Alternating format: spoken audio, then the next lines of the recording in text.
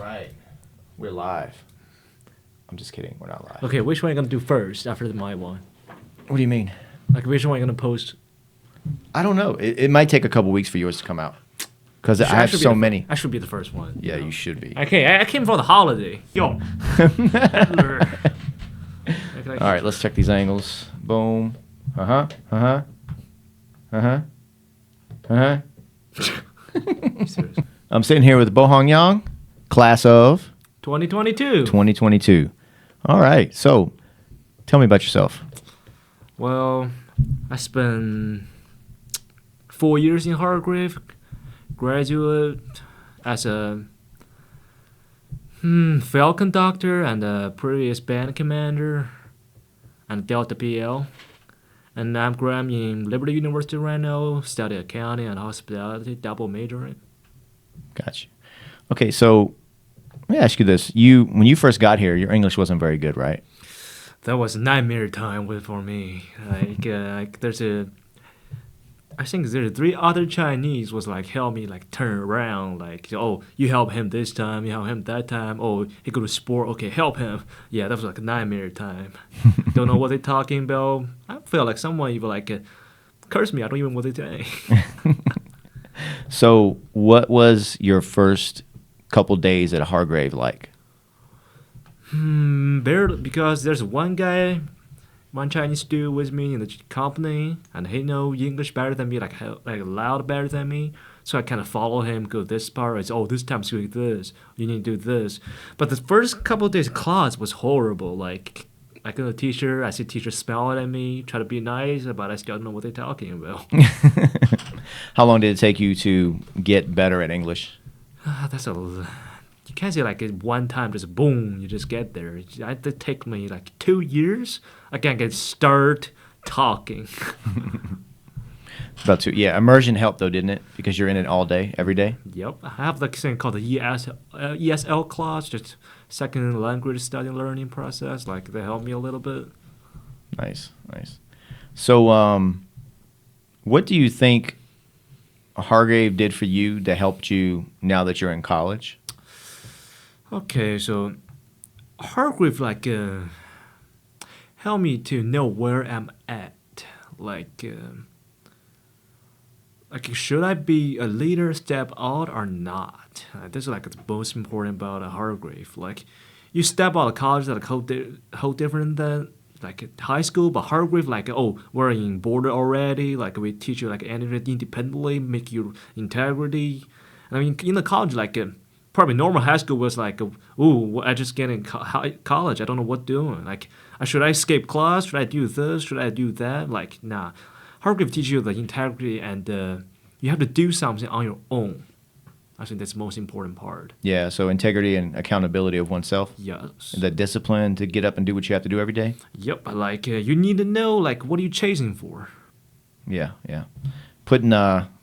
Setting a roadmap for what you want to do is very important. Yep. Hargrave is like this place, like forgets you all the bad thing about you in the back, and it give you a new start. It's a new start. Nice. So, where are you from originally? China. Which part? East. Okay. City name's Qingdao. Yeah. Can you give me some like a little story background about your childhood? Well, that's a rough time about me. I mean, I was a little like those little bad kids, but like now those kids have fight all the time, just like bad study, like I don't know what to do, like every single day. I probably skip class someday. Well, it was a pretty rough time after the middle school. My mom said, "Nah, I can't deal with this kid. I need to send him out, like fix himself." That's why I end here. No, man. One other thing I really liked about you, though, is even though you like to pick a little bit, you still have positive energy. Yep. And like, you do a good mix between being fun but doing what you have to do. Yeah, it's like one way you survive in Hargrave. Like, if you only being jerk, just yell at people around, they won't listen to you. A good leader has to become like, you have to do the right thing, and you have to make people listen to you. Like, be a good leader, you have good followers. If you have a good follower, you're just independent. You can't do anything but by yourself. My last year in Hargrave, I was in Delta with 7th to 9th grader people, and I see them just I feel as I look at my old me. So I feel I want to help those kids. Like I want to help them. Like I want them to figure out there's a new start for them. They don't have to deal with smoke, drink, alcohol, drug. They don't have to worry about this. If you want to learn, if you want to study, if you want to become a better yourself, I'm helping you, and I want to help them. Yeah, Delta's different because there's like 7 to 9 years, so 7 to 9th grade teenagers, and some of them don't even know what they're doing here because they don't know the military stuff. They don't like it. They don't want to wake up. They don't want to do anything they want. That's the time we step it up. Like some leader just like, oh, you have to do this, you have to do them, and they just come to their own room to sit down to watch their phone. But the thing you need to do is you step out and say, okay, I will do this part. I want you guys follow me doing this, this, this. You want to set an example, like say, oh, if he's doing that now, if I go back to my own room, I'll feel embarrassed myself. Mm-hmm. That's like saying you need make them feel then you respond for something. Yeah. You need like give them rewards sometime too, and not just keep saying, "Oh, you did this wrong, punish. You did that wrong, punish." Nah, that's not how it works for those 7 to 9 years, 7 to 9 grades people. It's not Yeah, how they rewarding helps. And like you said, leading by example is a huge thing. work. Exactly. I You can't think- just now step out like. Yeah, yeah. One thing I think is easier for one thing I feel like is a little easier with them is that they're younger and they seem to take to change more than so to say a teenager that's a little older. Mm-hmm. They're kind of more set in their ways. And the best way to make them flexible, you can fix them easier than the kids already become like senior or junior. They already know what they want, and they already know what and they already used to what the way they life to go. Mhm. But those kids, we can still fix them because they still like when their mind still like they can like hold water or something. Yeah, they're more receptive to input at that age if you do it the right way. Yes. And that's one thing that's very exciting about working with that age group is that they're in that very exciting time. Like they're in that phase where you can build a good foundation with them Mm-hmm. because there's no foundation there yet a lot of times with them. Yep. And it does. It's that's one of my favorite age groups to work with because of that. Because you can see the change very fast with the younger kids. Yeah, they will learn the new things fast. They're used to new things fast, and they can change a lot for like one day. They just need to realize something's important to them. Hmm. Just one thing can change them. Yeah, that's right. One thing can change them. That's correct. So, do you have any interesting stories you could tell me about working up there? They call me like, because I yell people a lot, and sometimes I curse them too. Like I would send them to bed after the nighttime. I was standing in the hallway to say, "Hey, you need to go to bed. Close the door." And people will come out the back of me and say, "Can I go to the bathroom or something?" And I say, "Can I have this?" Or people just start saying their room.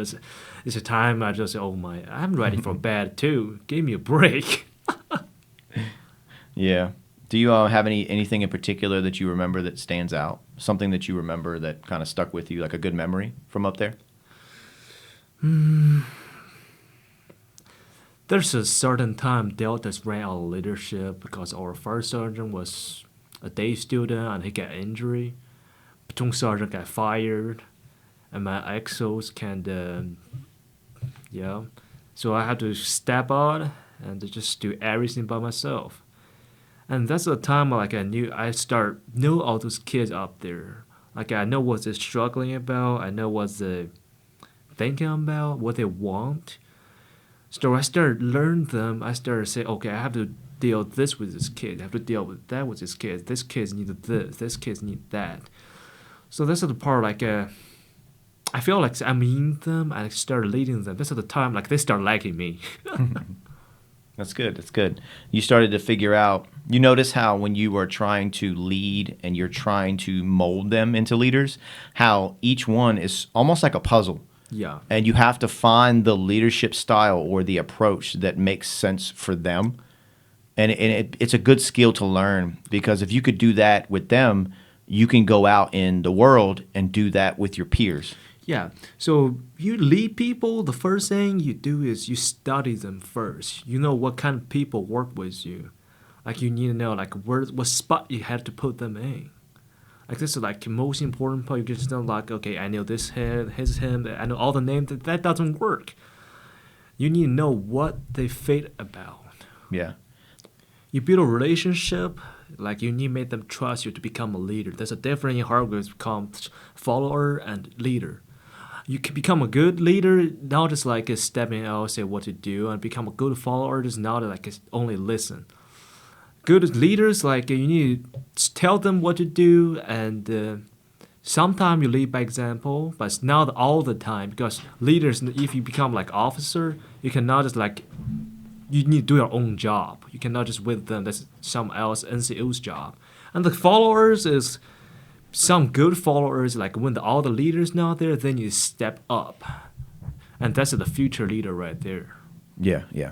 Learning how to, when everything's going crazy, to move everybody out of the way and say, "I got this," Yep. and to get it done. Yeah. And he can, if that guy can get all the way under control, that's the future leader.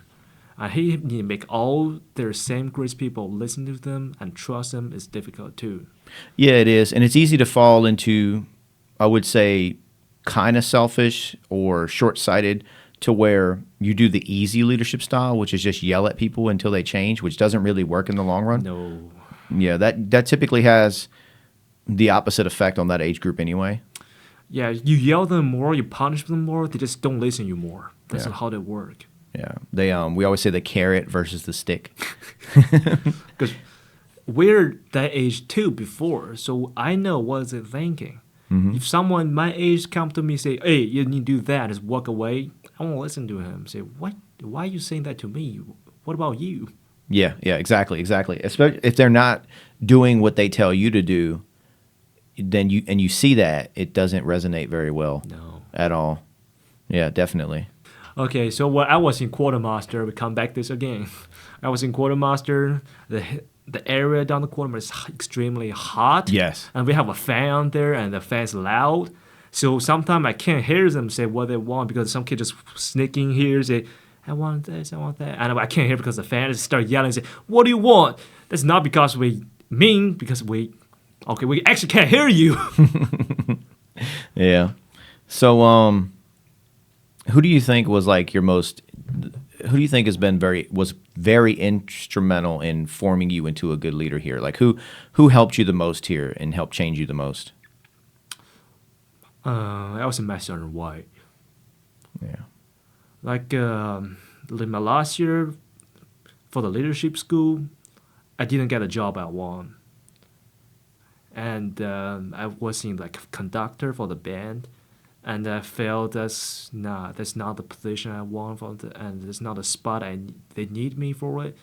So I come to the Master and White and Sergeant Blevin to say, "Do you guys have a spot for me in Delta?" Because I was working with them for the summer school too.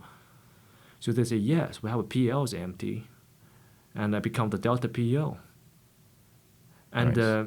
I was struggling because I know I can do better for the job, the position they gave to me. They can fit me some more good spot. So I was very mad, very about like confused about everything. And I always go talk to my son why. He always tell me like the thing in the past you cannot change.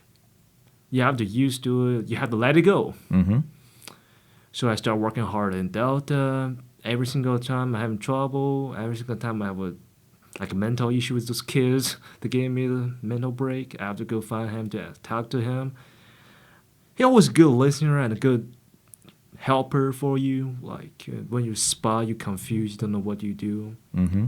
And he can help you to drag you out for the spot.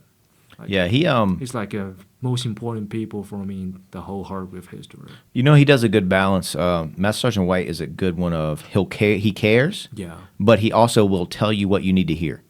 Like he know like the thing you have to do and it suck, but he tell you you have to do it, you have to go through it. There's no way to change it. Mm-hmm. And he but not like you should like say go away, something those kind of like that. He will teach you the lessons, like life lessons. Yep. Like because I feel this a lot because I came to America and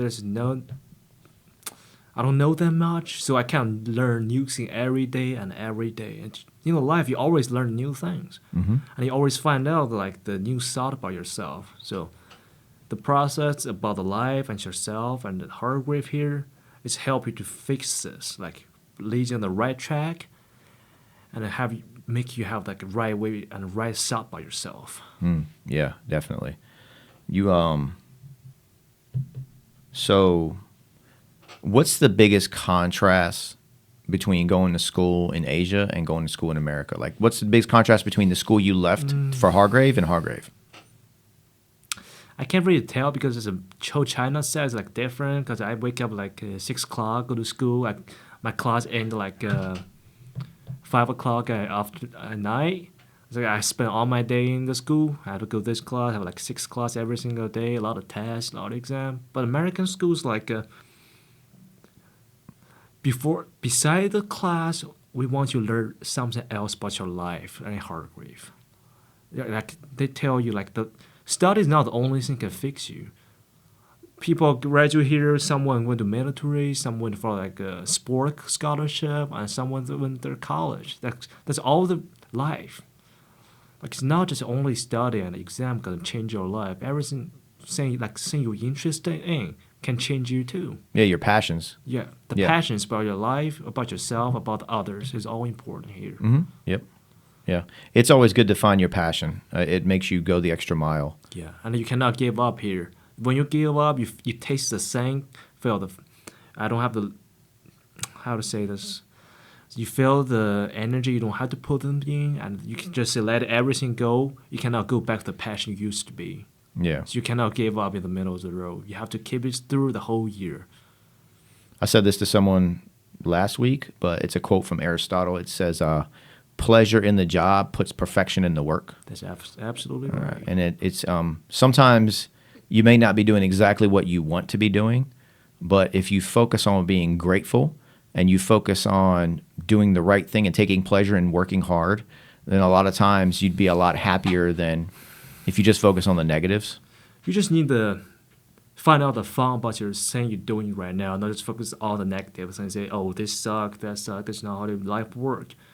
You cannot just let all the bad influence in yourself. You're gonna suffer every single day. Yeah. So what's college like?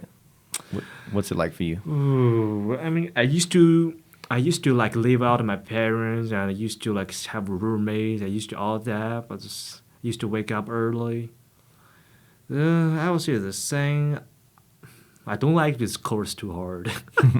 Accounting is hard. I like because I have to stare at all those Excel table on the laptop. Sometimes I feel like I'll be blind after I wake up. Oh man, I hate it. That's my line of work though, man. Those small numbers, small blank, is gonna make me blind. Yeah, what I've been doing lately, I spend a lot of time in front of a screen at work. Obviously, I do IT, but so what I do is anything I can write down, I physically write. I actually will, like, if I have to write, I do this every day to do my foreign language practice, but I'll actually write my notes in the language that I'm working on instead of in English to practice.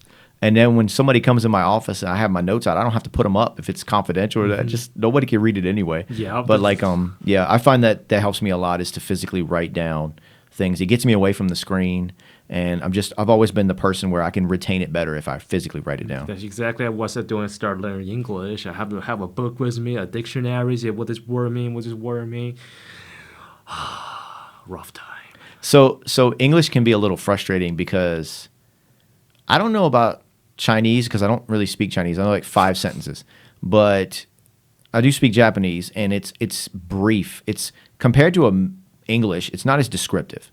You know, everything seems to be shorter, and everything, like each word, because they say less, has more meaning. Yes. And I feel like English, we are much more descriptive in how we talk. Yeah. Versus Japanese. So is that like that in Mandarin? So Chinese is kind of like you can use one word to describe a lot of things, and you can use a lot of words to describe one thing. That's like flexible for them, and it's hard to write.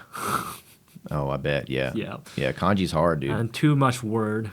Yeah. Like not just like English have 26 word. Mm-hmm. A to Z. Chinese have too much combos. It's hard because you can cheat in Japanese because you have the hiragana and katakana, which is your normal alphabets, but then you also have kanji. But you only, like when I do my N5 exam in Japanese, I only need to know 80 of those. That's it. 80 words. That's 80 kanji. That's it. Yeah, there's no way you can pass the Chinese exam with 80 words. Yeah. But I probably can pass the English exam with like 80 words. Maybe. Yeah. Some of my class. Well, I used to complain about it and said it was crazy complicated. But then when you look at a sentence in Japanese that's written in just hiragana, it looks a little weird. And I think the kanji breaks it up a little bit, makes it a little more readable. So the thing about the language is like the thing used to it is like more like I feel like there's not weird about this letters and letters at all. But if I start learning language, I feel wow, their language is weird. Whoa, this why did you even say that? It's like all the question and the confusion came out of your mind because you're not used to it. Well, one thing that I would say surprised me, but one thing that's hard about kanji though is that people can see your kanji and know your stroke order is wrong. The order at which you write it, the stroke order, is if it's off, people notice. In English, no one cares how you make a T. If you do it this way or do it that way, they don't care. But at least in Japanese, like your stroke order, Japanese, they can tell. Words kind of I don't really know about Japanese, so I can't really tell. Really can't say about this. But in Chinese, did you notice that? Like, did they teach you stroke order for all the kanji? You have to order, like, do it a certain way.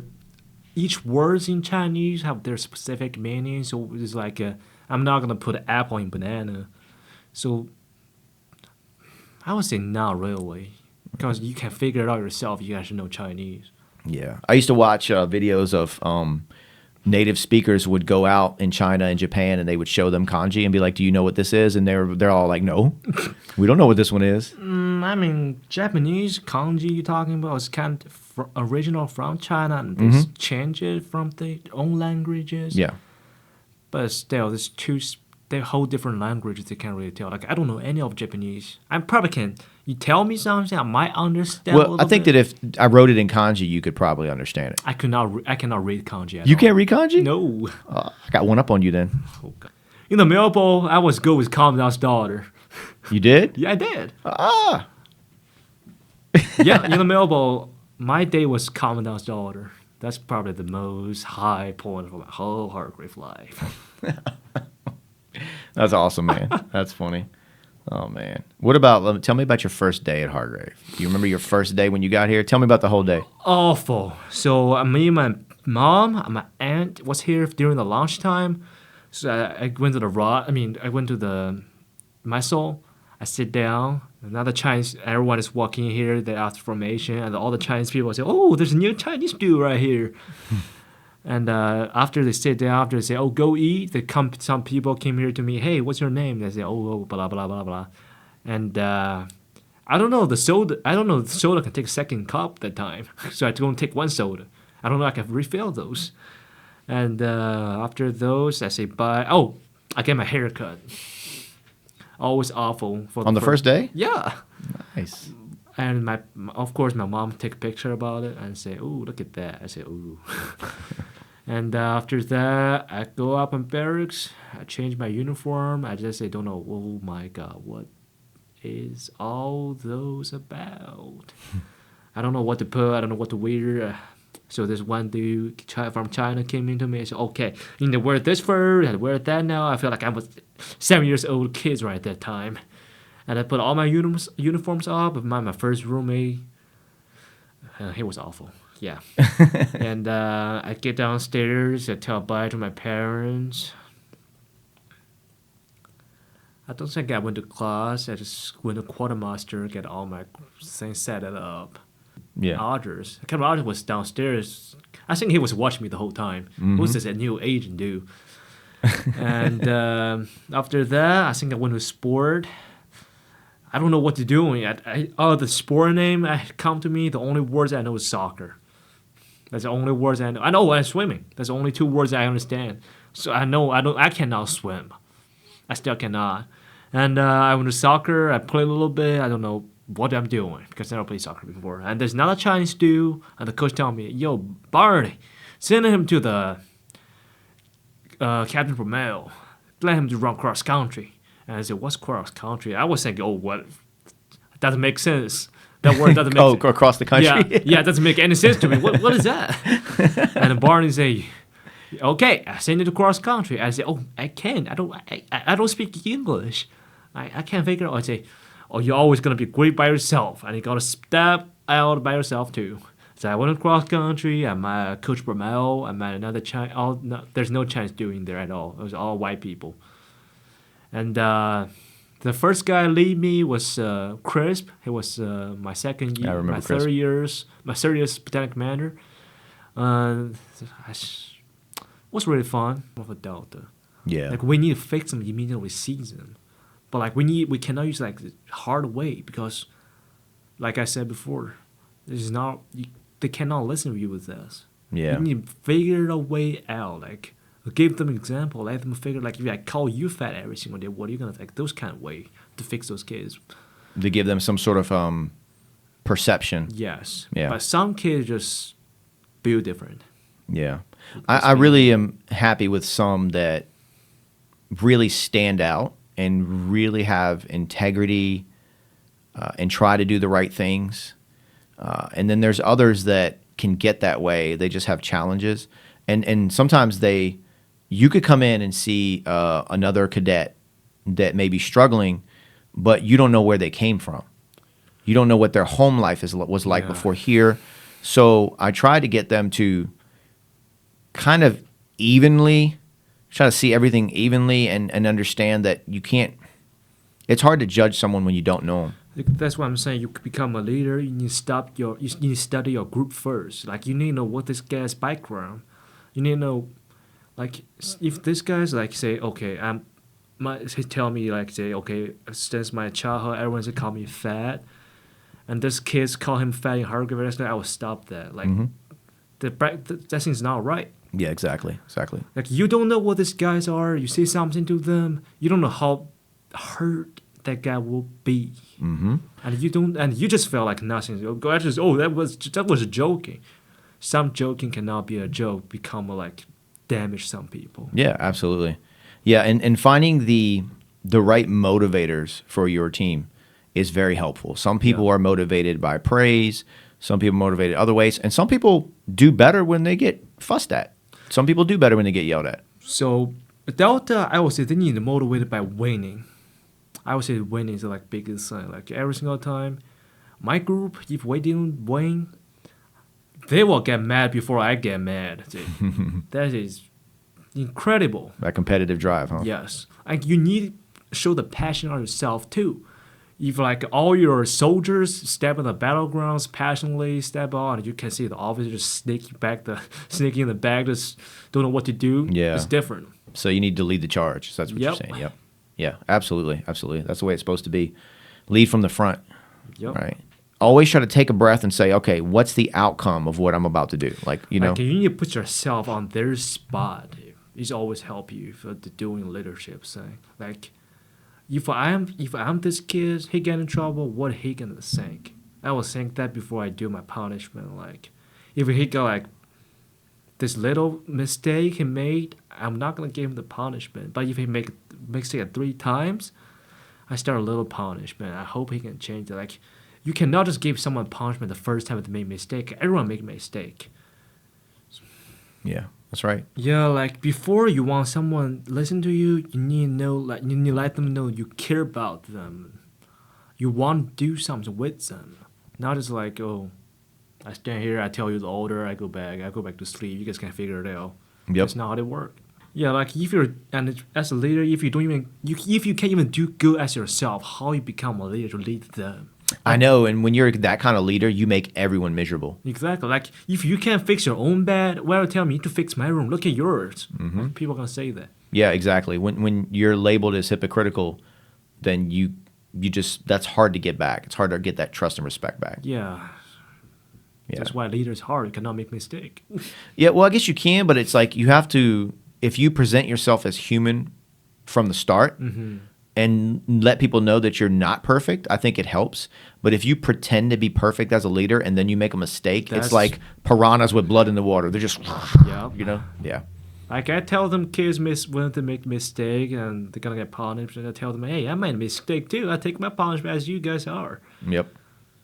Yeah, and it happens. It happens. One thing I've said this on here tons of times, but when you talked about rank promotion and how you didn't get the rank you wanted, that in itself is a valuable lesson. Yeah. Because if you always get what you want, there's not that much growth in that. I knew that part of well because I've said this before, but it's almost like we want you to fail here because you will learn more than when you fail as an adult when the consequences are greater. yeah.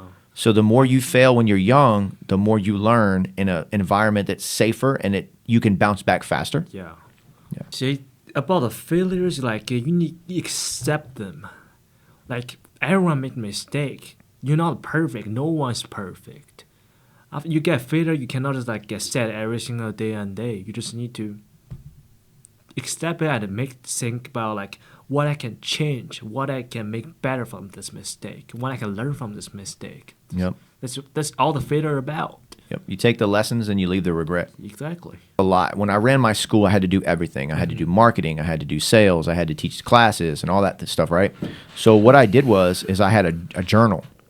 And when let's say I was dealing with a customer and a new customer walks in, I give them a tour of the facility. I talk about the value, all these things, features, benefits. And if I made the sale, that's great. And I would put that I make the sale, and I would put things that I still think I should do better. And if I didn't sell that customer, then I would ask them later, hey, why didn't you purchase a membership? And I would write down their reasoning. And I would also take that day that I had them there and I would say, okay, this is what I could have did better. Maybe this is why this happened. Yeah. And it teaches. And I did that on the mats too. So I would record myself in jiu-jitsu sparring, or I would just kind of keep a memory of it, and I would write down what I thought I like one thing I did good, and then a couple things maybe I could work on. Now, most people I would say you should write 2 things or 3 things that you did good and one thing to work on. But I was so used to it that didn't bother me. Like having more of the negative didn't bother me as much. I think that comes from sales, because when you're in sales, you're told no all the time and you're used to rejection. It gives you a thick skin. But like, I think that's something good that people can always do is it gives you a visualization where if you write down that thing you did right and then write down the things to work on and you work on those things. And if you focus on fixing that one thing until it's fixed, then you move on to the next thing. I think it helps you develop yourself a lot. I remember I had a coworker who was trying to lose weight and she was struggling to do it, and she would start a diet and just quit it or whatever, you know? So I said, all right, let me help you with this. I said, just stop drinking soda. Don't think about anything else. Just stop drinking sodas. And then we finally got her to the point where she wasn't drinking sodas anymore. And I was like, all right, now you got to cut out the carbs. You got to cut out bread. Let's stop eating anything with bread. And then for like a couple months, she worked on that. No more bread in her diet. And then I was like, all right, now let's do this. And she ended up keeping the weight off 10 years later from the good habits that she made from us nagging her about fixing one thing after another. And I think that's how we have to take an approach when we want to better ourselves, is that you work on the small things until you get them right and force them into your daily routine, make them a habit, make them a part of you, instead of trying to do the whole thing at once. Yeah, and the change is always painful. If you don't painful, that's not change. That's true. Like, if you want to change, you can't accept the pain. You can never step up the one step. You just need to take the painful if you really want to change yourself. And you have to get excited about that. Yeah. Like, if the path you're on is easy, it's the wrong path. You have to be passionate on yourself. Yes. It's hard to do sometimes to do what's needed to be done. I think it works really well for me is when I just do it. Just count backwards from 5 and just go. Yeah, Nike has the best slogan ever, just do it. Oh, Nike. You cannot usually get mad when someone say bad about you, especially when you are wrong, because you choose your own to make the wrong mistake, wrong decision, and after that, that's the consequences you need to take. You have to take because you made your own choice before you knew it. You might know what the consequences is, but you still did it.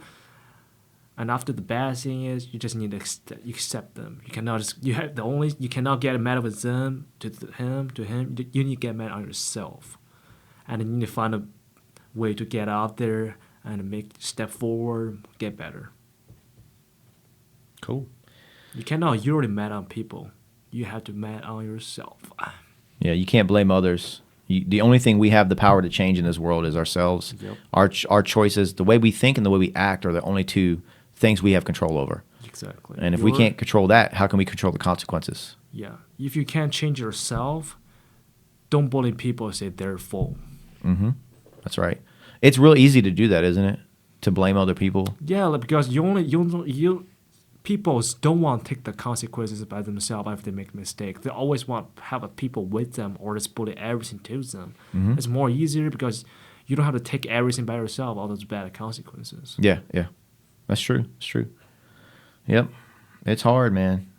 But I think that, like, going back to when you first sat down and we were talking about planning. Like, you know, if there's something you need to work on, if you plan it, it's a little easier than just saying you're going to do it and not having a plan. Because if you fail to plan, you plan to fail. You always made a plan.